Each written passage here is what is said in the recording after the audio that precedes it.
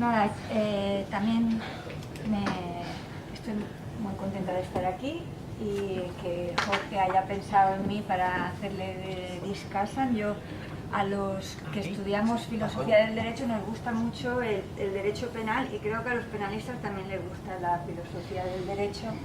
Y ahí estamos. Una cosa es que me guste, otra cosa es que lo que pueda decir sirva para la discusión. Antes Andrés decía, vamos a lo práctico, pues me temo que un poco lo práctico tiene que esperar a 10 minutos, ¿no? Yo voy a hacer unas consideraciones primero en relación a lo que cómo Jorge cuenta la crisis del principio de legalidad, la relevancia del principio de legalidad, y que está un poco plasmado en el libro y en la tesis doctoral. Y luego, en segundo lugar, consideraciones en relación a las propuestas que hace para superar la crisis del principio de legalidad. Permitidme que empiece por lo más básico, que es que necesito un poco repetirlo, aunque es de todo sabido, la idea digamos, más esquemática del principio de legalidad. Es decir, la idea de que una conducta no puede ser solo puede ser criminalizada a través de la ley, y que también el castigo tiene que estar dentro del esquema de una ley, dentro de, digamos, de un esquema legalmente especificado de castigos. Bien, este principio obviamente está cercano o es el mismo corazón del Estado de Derecho, y en la medida en que de un lado ata crimen y castigo a la ley y no a la voluntad que tiene del gobernante, a la voluntad arbitraria del gobernante, y por otra parte lo ata a la ley y hace que entendemos que es una prescripción, un documento que es accesible y está integrado en la vida cotidiana de las personas. Bien, entiendo que el principio de estricta legalidad es un corolario del principio de legalidad, la taxatividad, la irretroactividad de las normas jurídicas. Hay un filósofo del derecho, Lon Fuller, que sostiene que por ejemplo, la irretroactividad de las normas, que las normas no pidan lo imposible o que las normas sean taxativas, son características de derecho natural procesal. Es decir, si las normas fuesen retroactivas todas, y las normas pidieran lo imposible, directamente estaríamos ante algo que no es derecho, ante algo que carece de las características del derecho. Bien, la crisis, la justificación del principio de legalidad, entonces gira en torno a estas dos ideas tan básicas, que es protegernos de los abusos de poder de un lado y obtener guías para la conducta, es decir, que las leyes nos sirvan para orientar nuestra conducta. Y esto, de nuevo, muy próximo a la concepción del derecho de Lon Fuller. Bien, ¿qué significa crisis de la legalidad? Pues significa, diría yo prima facie, estas dos cosas: que la ley es deficiente a la hora de orientar las conductas, y en segundo lugar, que la ley es deficiente a la hora de protegernos contra los abusos de poder. Es algo que se puede que se puede contar de muchas maneras, se puede expresar de muchas maneras. A mí me gusta cómo se aproxima a este problema Habermas en Facticidad y Validez. Habla de que vivimos, y que esto sería un proceso muy largo que ya empezó en el siglo XIX, un proceso de deformalización del derecho. Este proceso de deformalización del derecho se concretaría en cuatro tendencias, que creo que las cuatro tendencias se pueden identificar en el derecho internacional, y a lo mejor en otros derechos cada uno puede pensar en su área. Habermas habla de deformalización del derecho y también habla del mercado de las leyes, y el mercado de las leyes tendría estas cuatro tendencias. La primera es una tendencia al derecho reflexivo, es decir, un derecho que cada vez más, un derecho que no procede del Estado, sino que procede de grupos, órganos sociales, a los cuales se les delega la capacidad de negociación y de autorregulación. Y esto sale del ámbito del Estado. De alguna manera esto vendría a poner en crisis el principio de ley en sentido formal, en cuanto que la ley sale de un sector concreto, pero no sale de toda la comunidad. Es decir, no es una ley que se aprueba en el Parlamento, no son normas que se aprueban en el Parlamento. En segundo lugar, Habermas habla de una tendencia a la instrumentalización del derecho, que es algo en lo que Jorge incide mucho, porque aquí estamos hablando de que el punto de vista normativo estaría subordinado a imperativos de regulación del mercado.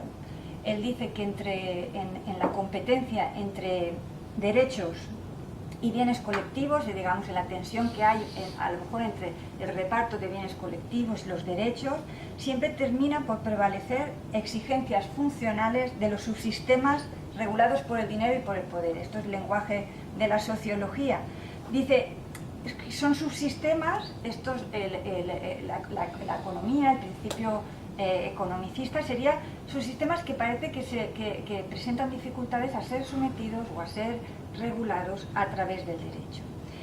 Las leyes, respondiendo a esta tendencia de instrumentalización del derecho, las leyes serían cada vez más específicas y concretas en vez de generales abstractas.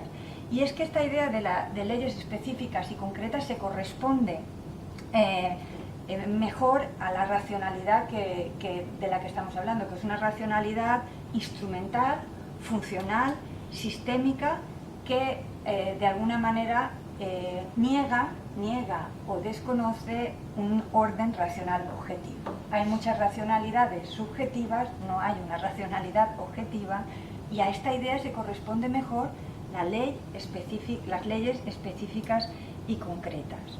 Bien, si la racionalidad es instrumental, la ley es fruto de contractualización, es fruto de compromiso, es fruto de los intereses que intervienen, y cada vez hay más leyes, las leyes son más oscuras, porque cuando las leyes son fruto de compromiso, a lo mejor el compromiso se logra a través de una redacción ambigua de la ley, o a una redacción oscura, eso es lo que permite el compromiso, y estamos pues eso, en normas que son susceptibles de transacción. Directamente relacionado con esta tendencia de la instrumentalización del derecho va la tercera tendencia, que es la marginalización del derecho. El derecho, por un lado, hay una multiplicación de normas, una inflación normativa, al revés, que habla de pulverización de las normas, y hay muchas expresiones así muy plásticas. Al final, esto también produce que el derecho en algunos aspectos sea banal, y esto va en relación es decir, que sea marginal. Por una parte ocupa todo, parece que regula todos los aspectos de la vida de los hombres, pero por otra parte hay normativa que resulta banal, que no se aplica, que no la aplican los jueces ni la obedecen los ciudadanos. La última tendencia que destaca Habermas es la materialización del derecho, y esto también es muy curioso, y también es una tendencia enfrentada a las tendencias anteriores, y habla de materialización del derecho en el sentido de que los órdenes normativos, desde la Segunda Guerra Mundial en adelante, pero tal vez antes, se han ido llenando de elementos que en otras veces, lo hubiésemos dicho claramente, se trataban de elementos morales, ¿no? De expresiones que nos llaman la atención porque no son expresiones desde luego taxativas, que tienen hacen alusiones a valores o a criterios morales. Hay quien habla de los derechos morales que se han positivizado, pero yo, por ejemplo, ahora que me estoy preparando un trabajo sobre justicia transicional, me sorprende mucho la normativa internacional, la normativa de los países, en que se habla, por ejemplo, en las leyes del derecho a la verdad, del derecho del perdón, expresiones que a cualquier jurista le producen perplejidad en un texto normativo. Bien, las 4 tendencias, como digo, pueden identificarse dentro del derecho. Yo diría que esta idea del derecho reflexivo o la tendencia a la contratación es algo que se ha abierto en el campo del derecho penal, ¿no? El otro día, perfecto, Andrés Ibáñez hablaba de que el juicio parece ser que ya no es para todos, sino solo para unos, ¿no? Y ahora se puede contratar incluso en relación a una cosa tan rígida en cierta medida como es el derecho penal. La instrumentalización, es decir, hacer política instrumentalmente a través del derecho penal, parece también una cosa bastante evidente. La contratación también a la hora de establecer, y esto tiene mucho que ver con el populismo punitivo y todo esto, y creo que también podríamos hablar de una materialización. Las 4 tendencias ilustran también una cosa que se llama un proceso de decodificación desde a lo largo del siglo XIX y del siglo XX. Pues se habla de, eso lo decía Natalino Irti en Italia, un proceso de decodificación, una vuelta a las condiciones premodernas de inseguridad jurídica, porque no hay nada más incierto que una legislación constituida por infinidad de leyes complejas que modifican unas a otras sin que nadie esté en disposición de conocerlas todas, y esto ya es una cosa, pues, una utopía, ¿no? Conocer el derecho.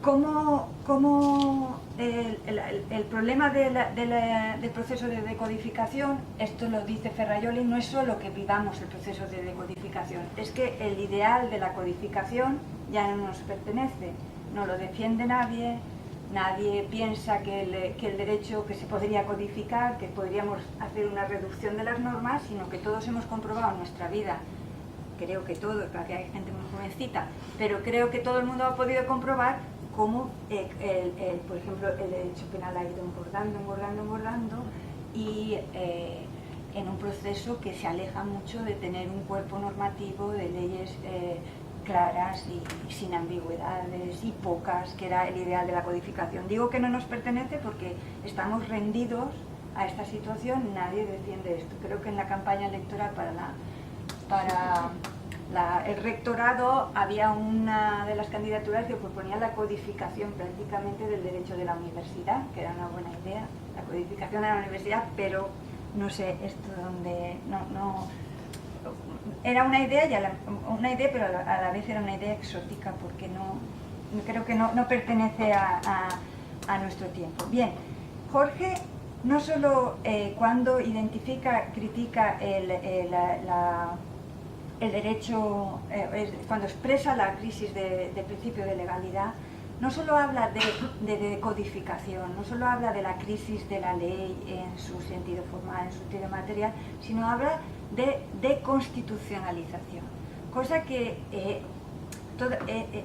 es un paso más, porque la deconstitucionalización, porque en realidad del proceso de decodificación y de la crisis de la ley está la teoría muy potente del garantismo jurídico y del neoconstitucionalismo, que lo que dice es: de aquí salimos a través de la Constitución.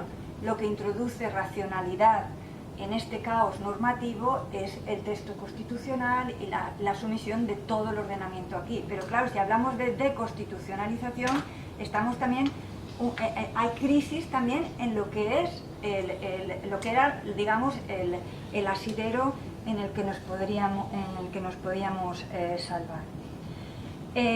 Como él ha dicho, uno de los problemas es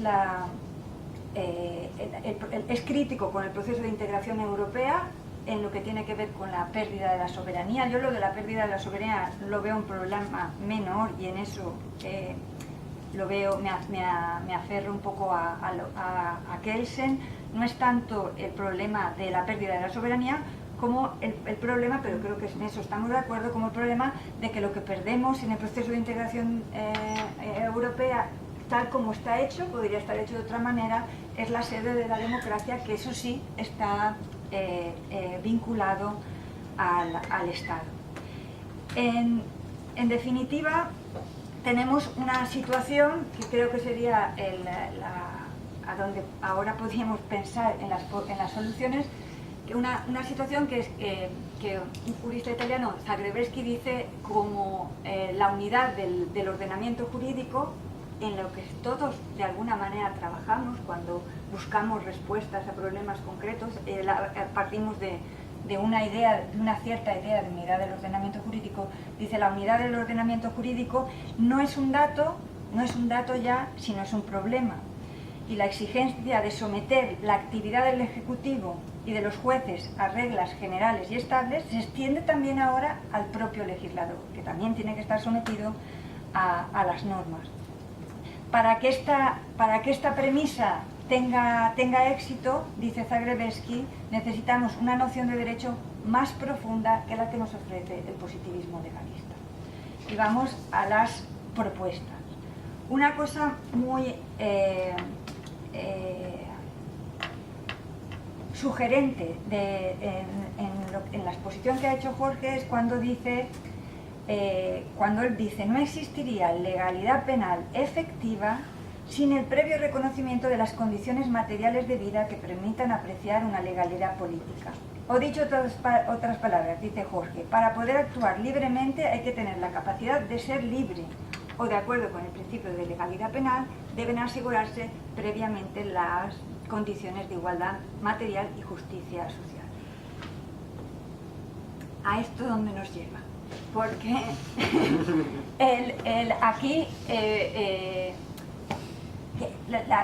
decir, es una afirmación que yo pensaba, ¿esto dónde va? Puede ir en dos direcciones, es decir, o una reivindicación, un abolicionismo penal.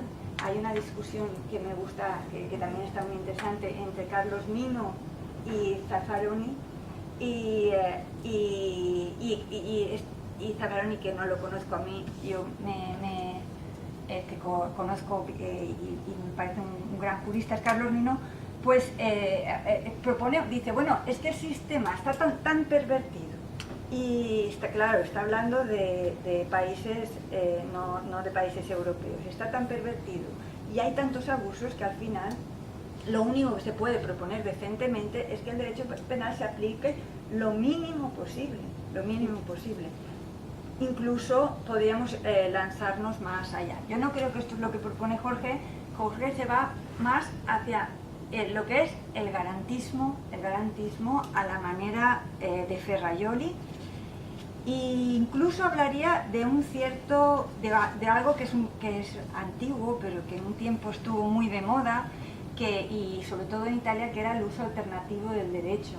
Esta idea de jueces activistas en la salvaguarda un poco de la justicia social, ¿no? Desde esta conciencia de que yo cuando, en esta frase un poco de que no todo el mundo es libre y el derecho penal tiene que ser sensible a esto, pensaba en el delito este de la venta ambulante, los manteros, y pensaba si pueden tener otra posibilidad de acción, se les puede sancionar de la misma manera que se puede sancionar a alguien que puede perfectamente elegir el trabajo o no trabajar. Esto habría que hablarlo. Bueno, y estoy ya terminando. La propuesta va por el potenciar el control jurisdiccional de las leyes penales, allí donde las leyes penales pues parece que no son respetuosas con el texto constitucional. Esto es obviamente, yo estaría de acuerdo con esto, pero aquí también nos enfrentamos a la realidad, y yo quiero decir dos cosas. Una es cómo me maravilla, y esto a lo mejor abro en paréntesis, cómo me maravilla que los penalistas sean tan, o al menos así lo veo yo, sean tan uniformes en las tesis que sostienen, y la enorme distancia que hay entre lo que ellos sostienen y lo que sostiene el legislador. Es decir, aquí, ¿qué ha pasado? ¿Qué ha pasado en esta...? Es decir, ¿cómo hay esta desconexión Es decir, es muy raro, o al menos no conozco, vosotros los conoceréis más, pero yo no conozco penalistas que propongan... claro, todo el mundo cita a Jacobs, pero así se ha hecho famoso Jacobs, diciendo las cosas que dice. Luego, aparte de Jacobs, ¿quién por ejemplo, está a favor de la pena permanente revisable? Penalistas... Claro, siempre hay uno en la ley Juan Carlos. En la ley Juan Carlos debe haber. Pero es decir, es casi como una unanimidad, ¿no? Que en realidad, en cambio, no está muy lejana del legislador. Yo me pregunto si esto siempre habrá sido así, porque los profesores en las facultades de Derecho siempre uno ha estado más cerca del poder que otra cosa, y en cambio aquí hay una distancia. Y eso lo quiero decir también en relación a los jueces, porque claro, el garantismo jurídico necesita de jueces estilo perfecto, ¿no? Pero estos jueces no son los que tenemos, y es muy importante, yo creo, la reflexión sobre la cultura jurídica.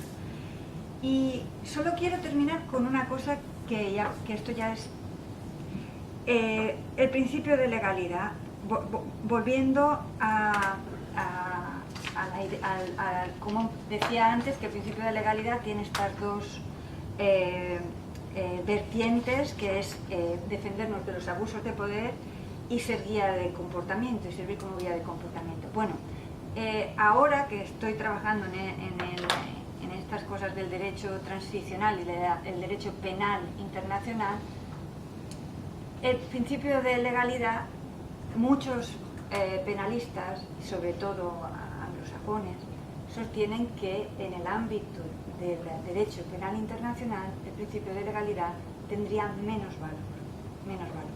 ¿Por qué tendría menos valor? Porque si pensamos, por ejemplo, en la Corte Penal Internacional, la Corte Penal es difícil pensar que aquí sea tan importante, sea tan importante la protección contra el abuso de poder, porque la Corte Penal no representa a un Estado,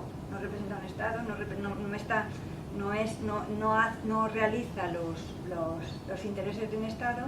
Y en segundo lugar, porque como se habla de crímenes tan terribles, que son los de los que se ocupa la Corte, se habla de los mala in se, que vendría a decir crímenes tan grandes que nadie se puede decir que no, le pilla de sorpresa que lo hayan procesado, ¿no? Porque el crimen que estamos hablando dice, no, es que si lo hubiese sabido hubiese guiado mi conducta de otra manera, pero estamos hablando de crímenes y la idea es que el derecho penal internacional protege a la víctima, y esto a veces se sostiene, necesita que la norma no sea tan taxativa. En cambio, el derecho penal, protege también al delincuente del abuso de poder, de la excesiva fuerza, y aquí hay una contradicción. Esta contradicción que está muy clara en el derecho penal internacional, a veces me temo que traspasa también y que llega al derecho estatal. Y esto es lo que se me ha ocurrido decir.